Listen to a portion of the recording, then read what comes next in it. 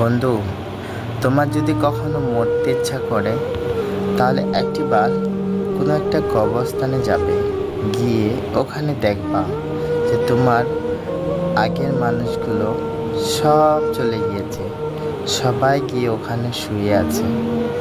দেখবা তারা এই দুনিয়াতে ফিরে আসার জন্য আল্লাহর কাছে বা ভগবানের কাছে কত অজুহাত করছে, কিন্তু তারা আর ফিরে আসতে পারছে না।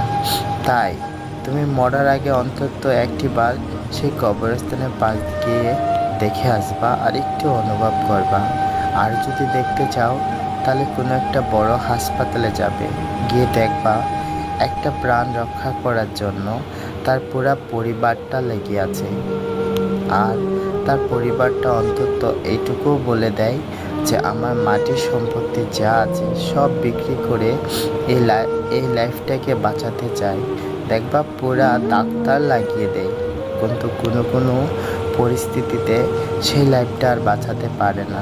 তাই বলছি, কোনো একটা মিথ্যা ভালোবাসার জন্য নিজের লাইফটাকে নষ্ট করো না। কোনো একটা মেয়ের মিথ্যা চালে পড়ে তোমার লাইফটাকে বরবাদ করো না। কেননা তোমার লাইফটা তোমার কাছে অনেক ইম্পর্টেন্ট। আর সেই মেয়েটাকেও বলছি, কোনো একটা ছেলের মিথ্যা ভালোবাসার চালে পড়ো না। কেননা তুমি তোমার লাইফটাকে যতটা ভালোবাসো তার থেকে বেশি ভালোবাসে তোমার আম্মু আর তোমার আব্বু। তারাই বুঝতে পারে যে একটা ছেলে বা একটা মেয়ে মরে গেলে কতটা কষ্ট হয়। তোমার ভালোবাসার মানুষ কোনোদিনই বুঝবে না।